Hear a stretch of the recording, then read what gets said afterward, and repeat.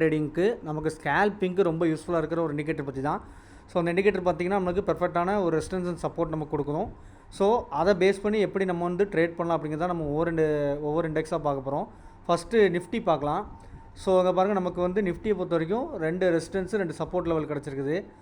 So இப்போ நம்ம scalping எப்படி பண்ணலான்னா, ஸோ நம்ம வெயிட் பண்ணி சப்போர்ட்டுக்கு இல்லை ரெசிஸ்டன்ஸுக்கு அந்த இண்டெக்ஸ் ட்ரேட் ஆகி வர்றப்ப அந்த இடத்துல நம்ம வந்து உதாரணத்துக்கு மார்க்கெட் பாருங்கள், ஃப்ரைடே இங்கே ஸ்டார்ட் ஆகி கரெக்டாக இங்கே பாருங்கள் சப்போர்ட்டுக்கு ரீச் ஆகிருக்கு இல்லையா. சப்போர்ட் ரீச் ஆனவுடனே ஸோ இந்த மாதிரி லெவல்ஸ் ரீச் ஆகிறப்ப எக்ஸாக்டாக நம்ம இங்கேருந்து ஒரு கால் ஆப்ஷன் பை பண்ணலாம். கால் ஆப்ஷன் பை பண்ணி நீங்கள் ஸ்கேல்பிங் பண்ணலாம். ஸோ இல்லைனா கொஞ்சம் ஃபர்தராக ட்ரெயிலிங் ஸ்டாப் லாஸ் யூஸ் பண்ணிட்டு கொஞ்சம் அந்த ட்ரேடை நீங்கள் கண்டினியூ பண்ணி போகலாம். ஏன்னா ஃபர்தராக ட்ரேடாக அது ரீச் ஆகிற லெவல் பார்த்தீங்கன்னா மேலே இருக்க ரெசிஸ்டன்ஸ் வரைக்கும் எக்ஸாக்டாக போய் ரீச் ஆகும். ஸோ அதனால தான் சொல்கிறேன், இந்த இண்டிகேட்டர் வந்து ஆக்சுவலாக பார்த்திங்கன்னா நமக்கு பெர்ஃபெக்டான ரெசிஸ்டன்ஸ் சப்போர்ட் கொடுக்கும். ஸோ இது வந்து ஒரு ரேஞ்சாகவும் நீங்கள் வச்சுக்கலாம். மார்க்கெட் வந்து இப்போ ஒவ்வொரு இண்டெக்ஸும் ஒரு நாளைக்கு என்ன ரேஞ்சுக்குள்ளே அது ட்ரேட் ஆகும், ஸோ அதை தான் இது கேல்குலேட் பண்ணி நமக்கு ப்ரொவைட் பண்ணுது. ஸோ நம்ம வந்து பண்ண வேண்டிய விஷயம் என்னென்னா, சப்போர்ட் லெவலுக்கு கரெக்டாக வர்றப்போ ஒரு கால் ஆப்ஷனும், ரெசிஸ்டன்ஸ் லெவலுக்கு வர்றப்போ கரெக்டாக ஒரு புட் ஆப்ஷன் பை பண்ணிங்கன்னா, அதுவும் மெயினாக ஸ்கேல்பிங் பண்ணிங்கன்னா உங்களுக்கு ஈஸியான ப்ராஃபிட் வந்து கிடைக்கும். ஸோ நிஃப்டி பார்த்துக்கோங்க, கரெக்டாக பாருங்கள் சப்போர்ட்டுக்கு வந்திருக்கு. ஸோ சப்போர்ட்லேருந்து கரெக்டாக பார்த்தீங்கன்னா ரெசிஸ்டன்ஸ் லெவல் போயிருக்கு. ஓகேவா? ஸோ நெக்ஸ்ட்டு பேங்க் நிஃப்டி பார்ப்போம். ஸோ பேங்க் நிஃப்டி பார்த்தீங்கன்னா, ஸோ ஃபஸ்ட்டு கேண்டில் பாருங்கள், ஃப்ரைடே இங்கே ஓப்பன் ஆகிருக்கு. ஸோ கேண்டில் வந்து கரெக்டாக பார்த்துங்க, இந்த ரெசிஸ்டன்ஸ் லெவல் தான் ஃபஸ்ட்டு போய் ரீச் ஆகிருக்கு. ஸோ இந்த மாதிரி ரீசனாக தான் சொல்கிறேன், ஒன்ஸ் வந்து ரெசிஸ்டன்ஸ் லெவலுக்கோ இல்லைனா சப்போர்ட் லெவலுக்கோ ரீச் ஆகட்டும் அப்படின்னு நீங்கள் வெயிட் பண்ணி ட்ரேட் எடுத்திங்கன்னா உங்களுக்கு பெட்டர் ரிசல்ட் கொடுக்கும். ஓகேவா? ஸோ இங்கே பார்த்தீங்கன்னா ஃபஸ்ட்டு நமக்கு வந்து ரெசிஸ்டன்ஸ் லெவலில் போய் ஹிட் ஆகிருக்கு இல்லையா. ஸோ ஹிட் ஆனதும் க்ளீனாக பாருங்கள், அங்கேருந்து ரிவர்ஸ் ஆனது சப்போர்ட் லெவலுக்கு எக்ஸாக்டாக வந்து மீட் ஆகிருக்கு. ஸோ அங்கேருந்து பாருங்கள் எக்ஸாக்டாக மறுபடியும் வந்து மார்க்கெட் கொஞ்சம் கொஞ்சமாக அப் ட்ரெண்டில் புஷ் ஆகி ஸோ இவ்வளோ தூரம் வந்து ரீச் ஆகிருக்கு. ஓகேவா?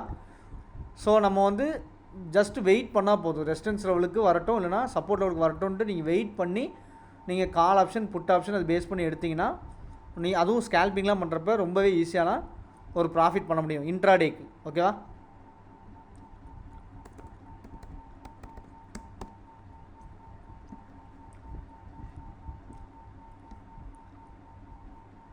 ஸோ ஃபின் நிஃப்டி பாருங்கள், ஃபஸ்ட் கேண்டில் பார்த்தீங்கன்னா நமக்கு ரெசிஸ்டன்ஸ் லெவலாக இருக்கிறதுக்கு மேலே தான் ஓப்பனே ஆகிருக்கு.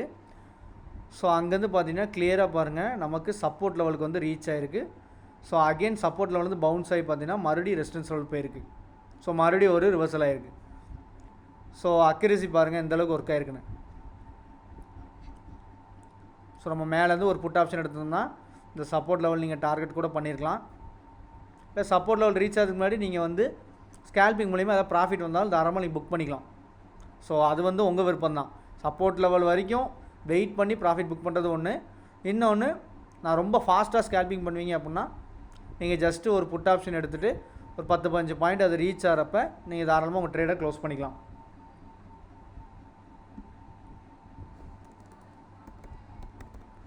ஸோ நெக்ஸ்ட்டு மிட் கேப் பார்க்கலாம்.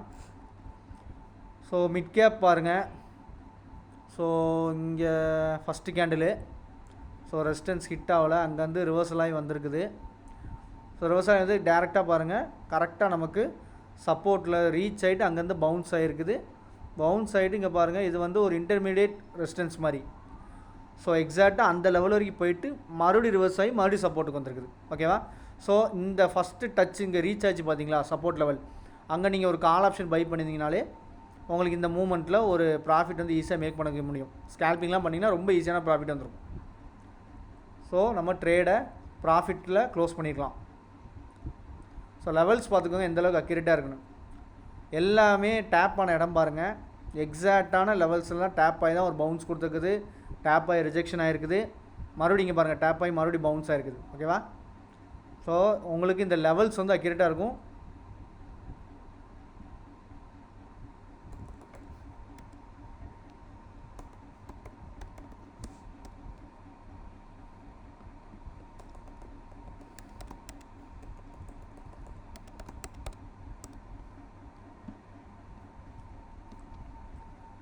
ஸோ ஸோ சென்செக்ஸ் பாருங்கள், சென்செக்ஸ் வந்து ஸோ இங்கே ஸோ ஃபஸ்ட் கேண்டில் இந்த ஓப்பன் ஆகிருக்குது.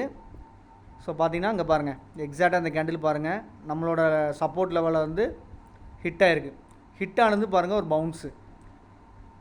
ஸோ சப்போர்ட்டில் வந்து ஹிட் ஆகி பவுன்ஸ் ஆகிறப்ப ஃபஸ்ட்டு இந்த மாதிரி இன்டர்மீடியேட் உங்களுக்கு ரெசிஸ்டன்ஸ் லெவல் இருந்துச்சுன்னா நீங்கள் அதை கூட டார்கெட் பண்ணலாம். ஓகேவா? ஸோ கிளியராக பாருங்கள், அதை போய் ரீச் ஆகிருக்கு. ஓகேவா? ஸோ ரீச் ஆகிட்டு மறுபடியும் இந்த இன்டர்மீடியேட்டாக ஒரு சப்போர்ட் இருக்குது. அந்த சப்போர்ட்லேருந்து மறுபடியும் பவுன்ஸ் எடுத்து பார்த்தீங்கன்னா கரெக்டாக நமக்கு மேலே இருக்க ரெசிஸ்டன்ஸ் லெவல் வரைக்கும் எக்ஸாக்டாக போயிருக்கு பாருங்கள். ஸோ இன்ட்ராடேக்கு இந்த அக்யூரசி போதுமானது தான். நீங்கள் தாராளமாக நல்லாவே ட்ரேட் பண்ணலாம். பண்ண வேண்டிய விஷயம் சப்போர்ட் லெவலுக்கு இல்லை ரெசிஸ்டன்ஸ் லெவலுக்கு வெயிட் பண்ணி, சப்போர்ட் லெவலுக்கு வந்தால் கால் ஆப்ஷன் பை பண்ணுங்கள், ரெசிஸ்டன்ஸ் லெவலுக்கு போச்சுன்னா புட் ஆப்ஷன் பை பண்ணுங்கள். சிம்பிளான ஒர்க் தான். ஸ்கேல்பிங் பண்ணுங்கள், மோஸ்ட்லி ஸ்கேல்பிங் பண்ணுங்கள், உங்களுக்கு பெட்டர் ரிசல்ட் கொடுக்கும். ஓகேவா?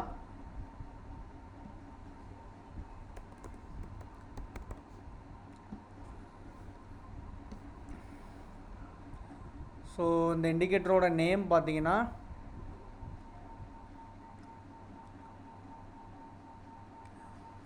இன்ட்ராடே எம்டிஎஃப் எஸ்ஆர் ஜோன்ஸ்ன்னு இருக்கும். ஓகேவா? ஸோ உங்களோட ட்ரேடிங் வியூவில் போங்க, ட்ரேடிங் வியூவில் அது ஃப்ரீ வெர்ஷன்லேயே அவைலபிளாக இருக்குது. ஸோ அதில் போய்ட்டு சர்ச்சில் இன்ட்ராடே எம்டிஎஃப் எஸ்ஆர் ஜோன்ஸ்ன்னு டைப் பண்ணுங்கள். ஸோ உங்களுக்கு இந்த இண்டிகேட்டர் கிடைக்கும். ஓகேவா? ஸோ ஆத்தர் நேம் பார்த்துக்கோங்க, ப்ராஜெக்ட் சிண்டிகேட்னு இருக்குது. ஓகேவா?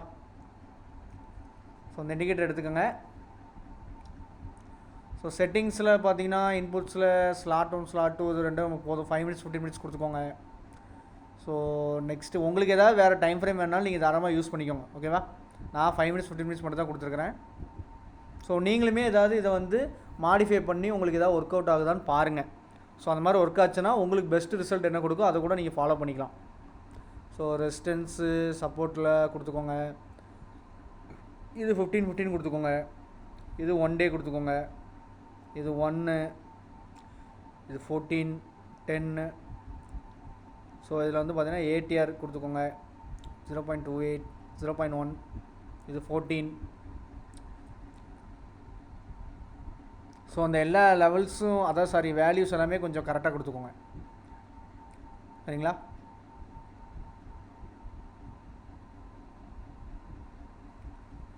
ஸோ அந்த பாக்ஸ்லாம் எதுவும் நமக்கு தேவையில்லை. ஸோ ரெசிஸ்டன்ஸ் சப்போர்ட் இது ஜஸ்ட்டு கலர்ஸ் தான், நீங்கள் இது வேணால் கொடுத்துக்கோங்க. இந்த பார்டர்ஸ்லாம் வேணாம், டேஷ்போர்டு வேணாம். ஓகேவா? அந்த வேல்யூஸ் வந்து இந்த இன்புட்ஸ் ரொம்ப முக்கியம். வேல்யூஸை தெளிவாக கொடுத்துக்கோங்க. ஒவ்வொரு பாக்ஸுமே இருக்க வேல்யூஸை தெளிவாக கொடுத்துக்கோங்க. ஸோ ஸ்டைலில் பாக்ஸஸ் மட்டும் கொடுத்துக்கோங்க.